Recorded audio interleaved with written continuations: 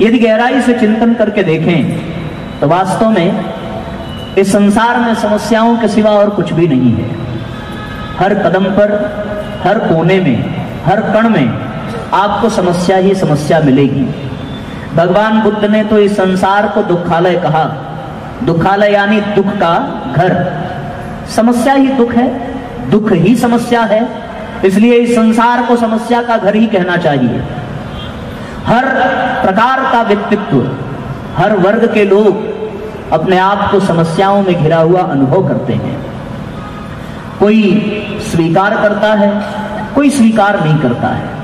कुछ लोग कहते हैं कि जो अज्ञानी है केवल उन्हीं के जीवन में समस्या है, पर आप विचार करके देखो, विश्वामित्र के अपेक्षा कौन अधिक ज्ञानी था और उनके भी जीवन में समस्या थी। वो जब यज्ञ करने बैठते तो फिर सारे राक्षस आकर के उनका यज्ञ विध्वंस कर डालते। वो तो ज्ञानी थे, वो तो तप के पुंज थे, फिर भी उनके जीवन में समस्या थी। और जो अज्ञानी है उसके जीवन में तो समस्या है ही। तात्पर्य यह है कि अज्ञानी के जीवन में भी समस्या और ज्ञानी के जीवन में भी समस्या है।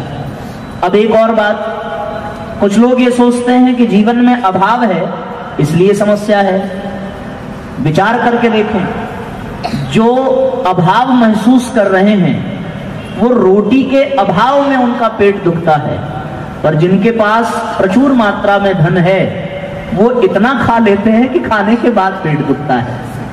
जिनके पास है नहीं, उनको नहीं मिल रहा इस बात का कष्ट है, और जिनके पास है उनको डॉक्टर ने मना करके रखा है कि आपको शुगर नहीं खाना है, आपको नमक नहीं खाना है।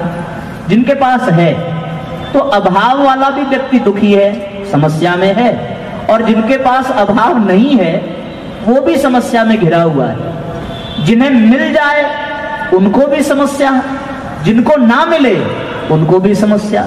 जिनको कोई संतान नहीं है वो भी दुखी है, और जिनको संतान है वो भी बेचारा दुखी है। जिसके पास पति नहीं वो भी दुखी, और जिसके पास पति है वो पति से ही दुखी। आप विचार करके देखो, जिसके पास कोई नहीं है उसे एकांत का दुख सता रहा है, और जिसके पास बहुत सारे लोग हैं उसे भीड़ का दुख सता रहा है। हर आदमी परेशान है, हर आदमी हैरान है। कहते हैं साहब, दुनिया में 3 चीजें हैं, एक तन है, एक मन है और एक धन है। इन्हीं की सुविधा सबको चाहिए। स्वस्थ तन चाहिए, स्वच्छ मन चाहिए और प्रचुर मात्रा में धन चाहिए। हमने अपने तन को भी स्वस्थ न रख पाए, अपने मन को भी स्वच्छ नहीं रख पाए, और अपने धन को भी एकत्रित संजो करके रख नहीं पाए। आप कल्पना करके देखिए, जो स्वस्थ है वो भी परेशान, जो रोगी है वो तो परेशान ही है, जिसका मन निर्मल है वो भी दुखी है, और जिसका मन निर्मल नहीं है वो भी दुखी है। कारण केवल एक ही है, और वो कारण क्या हो सकता है, इस ओर मैं आपका ध्यान आकृष्ट करना चाहता हूं। पर उसके पहले ये भी प्रमाणित करना चाहता हूं कि इस संसार में कोई सुखी नहीं है। भरत इसलिए दुखी थे कि उनको अयोध्या का राज्य मिल रहा है, और दुर्योधन इसलिए दुखी था कि उसको मिल नहीं रहा है। बड़ी समस्या है। तो इसका तात्पर्य ये कि राज्य में सुख नहीं है। बड़ी विचित्र स्थिति है। आदमी जन्म ले तो जन्म लेते समय भी दुख है, रोते हुए पैदा होता है, और शास्त्र कहता है कि जन्मत मरत दुसह दुख होई, मरते समय भी दुख मिलता है। जिनको मरते समय दुख मिलता है वो लौट करके बता तो नहीं पाए, पर शास्त्र वचन है, इसलिए ये स्वीकार कर लिया जाए कि मृत्यु के समय भी दुख ही होता होगा, आनंद तो नहीं आता होगा। अगर आनंद आता तो हर आदमी मरने के लिए तैयार रहता, पर किसी को मरने की नहीं पड़ी है। सब जीना चाहते हैं, लेकिन दुख में भी जीना चाहते हैं। तो कोई ऐसा प्राणी नहीं है इस संसार में जिसको दुख ना हो। हर आदमी समस्याओं से घिरा है, हर आदमी परेशानियों से घिरा है। आप विचार करके देखें, यदि स्वस्थ शरीर में सुख होता, यदि स्वच्छ मन में सुख होता, और यदि पैसे रुपए में सुख होता, तो भगवान बुद्ध ही क्यों बनते। सिद्धार्थ थे, और सिद्धार्थ राजकुमार के रूप में थे। बड़ी सुंदर स्त्री से विवाह हुआ, बड़ा सुंदर पुत्र था, राज्य की संपत्ति थी, नौकर चाकर पूरी निष्ठा से सेवा करते थे। एक बार रथ पे सवार होकर के निकले, रास्ते में वृद्ध को देखा, रास्ते में रोगी को देखा, रास्ते में शव को देखा। सारथी से पूछा, पता चला एक दिन उन्हें भी बूढ़ा होना है, एक दिन वो भी रोगी होंगे, एक दिन उनको भी मरना है, उनके भी जीवन का सारा सुख समाप्त हो गया। और इस दुख को न केवल अपने जीवन का बल्कि पूरे संसार के दुख को दूर करने के लिए वो सिद्धार्थ भगवान बुद्ध बने। आप परम पूज्य गुरुदेव के जीवन में झांक करके देखें, 2000 बीघे की जमीन के जमींदार थे उनके पिताजी। बहुत बड़ी संपत्ति थी, बहुत बड़ा घराना था। उसके बावजूद भी आंवल खेड़ा के गांव से एक जलता हुआ दीपक लेकर के निकले और तिल तिल कर अपने जीवन को जलाते रहे, गलाते रहे। कारण क्या? अपने दुख को दूर करने के लिए नहीं, इस संसार के दुख को दूर करने के लिए। भगवान जब जब इस दुनिया में आते हैं तो वो आते इसलिए हैं कि वो सबके दुख को दूर कर सकें। अन्यथा तो क्षीर सागर में भगवान का जो ऐसो आराम है उसे आप देखो, कौन छोड़ करके जाना चाहेगा? शेर सैया पर विराजमान, मुस्कुराते हुए अर्ध निद्रा में, और माता लक्ष्मी उनके चरण दबा रही हैं। अब वो अवतार लेकर के आवे, वन वन भटके, कभी जेलों में जन्म लें, ये दुख वो काहे वर्ण कर रहे हैं? कारण क्या है? हमारे आपके दुख को दूर करने के लिए, हमारे आपकी समस्या का समाधान करने के लिए। भगवान ही नहीं, जितनी भी महान आत्माएं इस धरती पर आती हैं केवल और केवल इसीलिए आती हैं कि उनके पास जो कुछ भी है उसे लेकर के वो इस समाज में पहुंचे और उनके समस्याओं के समाधान को उन्हें प्रदान करें। लेकिन जब चारों ओर दुखी दुख व्याप्त हो तो फिर आदमी करे क्या? ऐसी स्थिति में जिस दीप यज्ञ में हम बैठे हैं उन दीपकों से ही प्रेरणा लेने का मन करता है, क्योंकि अंधकार कितना भी घना हो, कितना भी दुस्सह हो, कितना भी भयावह हो, कितना भी परेशान करने वाला हो, दीपक कभी ये नहीं सोचता कि मैं अकेले जलूं या न जलूं।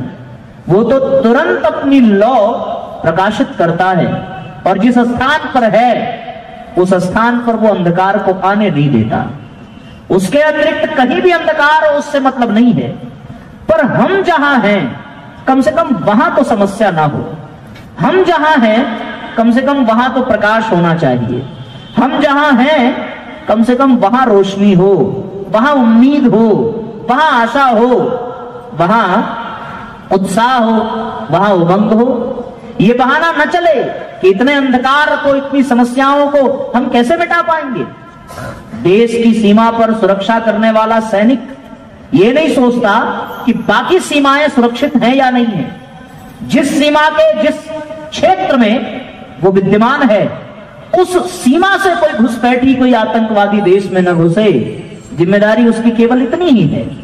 तो हम सब आज एक दीपक बनने का प्रयास करें कि जहां हैं, जिस समाज में हैं, जिस परिवार में हैं, जिन लोगों के बीच में हैं, हम उनमें ऐसे प्राण का संचार कर दें, ऐसी ऊर्जा का संचार कर दें कि उनमें कभी कोई निराशा ना आ जाए, उनमें कभी कोई समस्या शेष न रह जाए। दुनिया में प्रारंभ में हमने कहा एक तो समस्या की कतार है और दूसरा समाधान का। इन दोनों के सिवा दूसरा कोई रास्ता नहीं है। यदि आप ये कहें कि हम समाधान की पंक्ति में नहीं रहेंगे और समाधान की पंक्ति में भी नहीं रहेंगे और समस्या की भी, तो तीसरी कोई लाइन नहीं है। यदि आप समस्या की पंक्ति में नहीं हैं तो अपने आप समाधान की पंक्ति में हैं, और यदि आप समाधान की पंक्ति में नहीं हैं तो अपने आप समस्या की कतार में खड़े हैं। तीसरा कोई विकल्प नहीं है। आज ये संकल्प करना है, आज एक भाव जगाना है कि हम समस्या नहीं समाधान बन करके जाएं, समाधान का उपचार लेकर के जाएं, और संसार में जितनी भी समस्याएं हैं उन सब समस्याओं को इन्हीं तीन बात पर आधारित कर दिया जाए। पहली समस्या इंसान के तन की है, दूसरी समस्या इंसान के मन की है, और तीसरी समस्या इंसान के धन की है। इसके अतिरिक्त और कोई समस्या नहीं है। एक है अभाव, दूसरा है अज्ञान और तीसरा है अशक्ति। या तो वो शक्ति के अभाव में दुखी है, या तो वो ज्ञान के अभाव में दुखी है, या तो वो धन के अभाव में दुखी है। तीसरा और कोई कारण नहीं है। इसी को बहुत विस्तार से लिया जाए तो या तो वो व्यक्तिगत समस्याओं से परेशान है, या तो वो पारिवारिक समस्याओं से परेशान है, या तो वो सामाजिक समस्याओं से परेशान है। पर इन सब का आधार क्या है? इन सब का आधार है साथियों व्यक्तिगत चिंतन, व्यक्तिगत भावनाएं, व्यक्तिगत कल्पनाएं, व्यक्तिगत महत्वाकांक्षाएं। इंसान का अपना ही तन रोगी है, अपना ही मन भोगी है, और अपना ही धन उसके जीवन में समस्या का कारण बन रहा है। कोई तो ऐसा समाधान है जो इन समस्याओं को धूल चटा दे। कोई ऐसा रास्ता है जो इन समस्याओं में भी उम्मीद की एक किरण पैदा कर दे। और वो रास्ता कौन सा है? इतिहास के पन्ने पलटने की आवश्यकता है, शास्त्रों में झांकने की आवश्यकता है। आप जरा सा घूम करके चलिए त्रेता युग में। रावण के पास स्वस्थ शरीर है, रावण मानसिक रूप से बहुत विद्वान है, और धन का उसे रत्ती भर अभाव नहीं है। सोने की लंका का स्वामी है। आपने सुना होगा रावण कितने सिर वाला था? हाथ ही उठा के बता दो, भगवान ने उतनी उंगलियां तो सबको दी हैं, 10 है ना। इसका तात्पर्य आपने कभी सोचा कि 10 सिर वाले व्यक्ति का मतलब क्या है? सच में 10 सिर रहे होंगे? सोच करके देखो। अगर 10 होंगे ना, एक रहा बीच में, बाकी बचे 9, तो एक तरफ होगा 5, दूसरी तरफ होगा केवल 4। जिधर 5 होगा उधर गर्दन झुकी होगी कि नहीं झुकी होगी? एक बात। दूसरा, सच में 10 सिर वाला हो तो वो अपने घर के दरवाजे में घुसेगा कैसे? एक बड़ी समस्या। तीसरा, अगर वो आज यहां निमंत्रण में आ जाए तो आप उसको भोजन की थाली कौन से सिर के पास परोसेंगे, अगर वो सच में 10 सिर वाला है तो? एक और बात, अगर वो सिंगल बेड पे सोता होगा तो 2-3 सिर तो उसके जमीन पे ही लटक रहे होंगे, और अगर डबल बेड पे भी सोए तो उसके बीवी बच्चे तकिया कहां लगाएंगे? सोच करके देखिए। इसका तात्पर्य केवल इतना है कि वो सामान्य व्यक्तियों की अपेक्षा 10 गुना अधिक विद्वान था, 10 गुना अधिक मानसिक शक्ति थी उसके पास, और 10 गुना अधिक मानसिक शक्ति होने के बावजूद भी, 10 गुना अधिक विद्वान होने के बावजूद भी, जिसको अमृत प्राप्त है नाभि कमल में, जिसे कोई मार नहीं सकता, ऐसा हृष्ट पुष्ट शरीर वाला, ऐसा अपार मानसिक बल वाला और ऐसी अपार संपदा वाला रावण भी तिल तिल की ठोकरें खाता है और तड़प तड़प करके मरता है। इसके ठीक विपरीत राम के पास क्या है? कुछ भी नहीं है। न रावण जैसा ज्ञान है राम के पास। यद्यपि राम भगवान है, राम ब्रह्म परमार्थ रूपा, पर सामान्य दृष्टि से देखें तो वो एक राजा के पुत्र ही तो हैं। उनके पास धन के नाम पर केवल गेरुआ वस्त्र है और कुछ भी नहीं है। शरीर स्वस्थ है, लेकिन जो 56 व्यंजन रावण रोज खा रहा है, राम को जंगल में मिल रहा होगा? केवल कंदमूल फली तो खा रहे होंगे, केवल नदी का पानी ही पी रहे होंगे। ऐसी स्थिति में राम शरीर से भी कमजोर, पैसे से भी कमजोर, और रावण वेदों को स्वर देने वाला है। रावण एक ऐसा विद्वान है कि जिसके द्वारा रचित शिव तांडव स्तोत्र जब तक पढ़ा ना जाए तब तक भगवान शिव प्रसन्न नहीं होते। आप कल्पना करके देखो उसकी मानसिक स्थिति क्या रही होगी, जिसने सारे ग्रह नक्षत्रों को अपने पास बांध रखा है, उसके पास किसी चीज का अभाव नहीं है, फिर भी वो रावण पराजित हुआ कि नहीं हुआ? कल्पना करो।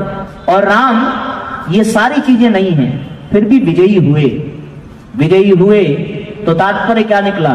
तात्पर्य निकला कि धन के अभाव की समस्या, तन के रोगी होने की समस्या और मन के कमजोर होने की समस्या का समाधान इस संसार में है। और वो समाधान क्या है? सारी समस्याएं एक तरफ और सब समस्याओं का समाधान एक तरफ। और वो समाधान है साथियों केवल और केवल अध्यात्म। एक शब्द जो यहां से मैं बोल रहा हूं वो शब्द अध्यात्म है। ये अध्यात्म दुनिया की सारी समस्याओं का एकमात्र समाधान है। परम पूज्य गुरुदेव ने अध्यात्म के ऊपर कई पुस्तकें लिखी हैं।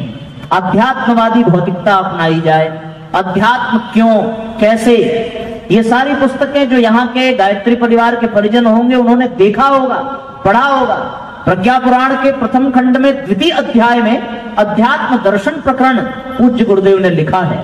और सार सबका साथियों एक ही है, वो ये है सारी समस्याओं का एकमात्र समाधान, और वो है आध्यात्मिक विचारधारा, वो है आध्यात्मिक दृष्टिकोण, वो है आध्यात्मिक जीवन शैली, वो है आध्यात्मिक जीवन पद्धति, जिसको अपना करके हम अपने तन के रोगी होने की समस्या का भी समाधान पा सकते हैं, जिसको अपनाकर हम अपने मन को भोग से बचा करके समाधान पा सकते हैं, और जिसको अपनाकर हम साथियों अपने जीवन में धन के दुरुपयोग से उत्पन्न होने वाली समस्या का भी समाधान पा सकते हैं।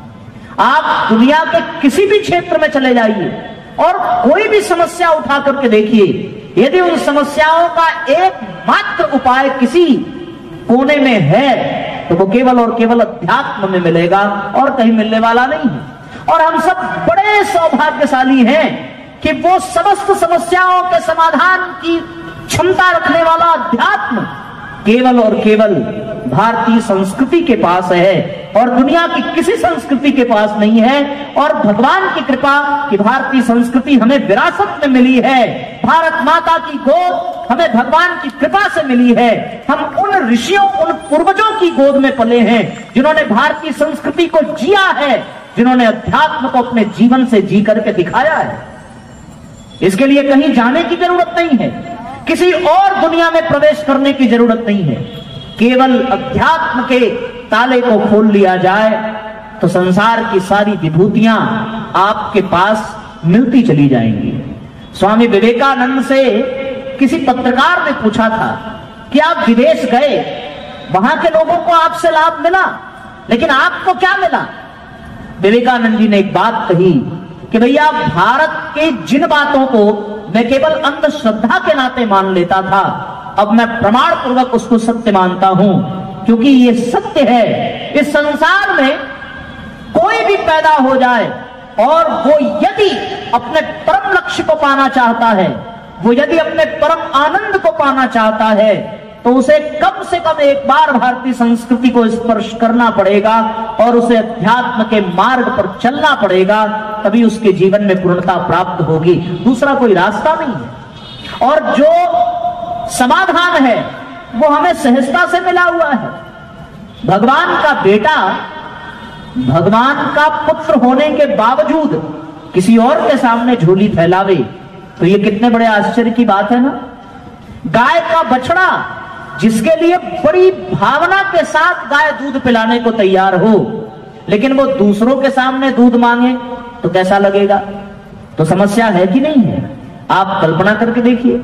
हम सब को बड़े भाव से गायत्री माता की आंचल मिली, हम सबको बड़े सौभाग्य से परम पूज्य गुरुदेव जैसे ऋषियों का सानिध्य मिल रहा है। हम सबका बड़ा भाग्य है कि हमें भारत जैसा देश मिला। हम सबका परम सौभाग्य है कि हमें भारतीय संस्कृति मिली, और हम सबका सबसे बड़ा सौभाग्य है कि हमें बड़े भाव पूर्वक और बड़ी सहजता से अध्यात्म के वो स्वर्णिम सूत्र मिले हैं जिन पर यदि हमने ध्यान दिया होता तो आज हमारे देश में, हमारे जीवन में, हमारे परिवार में, हमारे समाज में कोई समस्या नहीं होती। आज बड़ी से बड़ी समस्याओं का समाधान ढूंढने के लिए वैज्ञानिक यदि कुछ खंगाल रहे हैं तो वो केवल और केवल भारतीय संस्कृति में बताए गए सूत्रों को खंगाल रहे हैं। वो केवल और केवल अध्यात्म के पदचिन्हों पर चलने वाले महामानवों की जीवनी को खंगाल रहे हैं, क्योंकि उनके ही जीवन में उनको समाधान मिल सकता है। साथियों, दुनिया में अनेकों प्रयोग हो रहे हैं और आप सब प्रबुद्ध वर्ग के लोग हैं, आप सब जानते होंगे आज प्रदूषण एक बहुत बड़ी समस्या उभर करके इस संसार में आया। और उसका समाधान यदि किसी के पास है तो वो केवल और केवल भारतीय संस्कृति के पास है, क्योंकि यज्ञ की परंपरा किसने दी? भारतीय संस्कृति ने दी। प्रदूषण को यदि कोई मिटा सकता है तो वो कौन मिटा सकता है? केवल यज्ञीय भावना से जो जीवन जिए वही प्रदूषण को मिटा सकता है। जो गौ माता की सेवा करे वो गौ के द्वारा पाए गए गोबर, गौमूत्र, दूध इत्यादि के नाते ही प्रदूषण को मुक्त कर सकता है। अभी एक नया शोध हुआ कि जिस घर में देसी गाय रंभाती है वहां पर हजारों लाखों बैक्टीरिया एक साथ मर जाते हैं। आप कल्पना करके देखो, जिस स्थान पर यज्ञ होता है वहां विकिरण का प्रभाव नहीं होता। जहां यज्ञ हो वहां पर ऐसी ऊर्जा उत्पन्न होती है कि वहां ध्वनि प्रदूषण भी मिट जाता है, वायु प्रदूषण भी मिट जाता है, जल प्रदूषण भी मिट जाता है।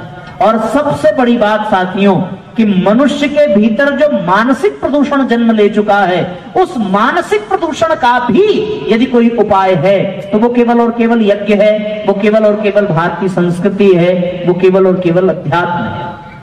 हर तरीके से, हर दृष्टिकोण से यदि आप देखें तो निष्कर्ष एक ही निकलेगा, अध्यात्म ही वो सार है जो हमें समस्त समस्याओं का समाधान दे सकता है।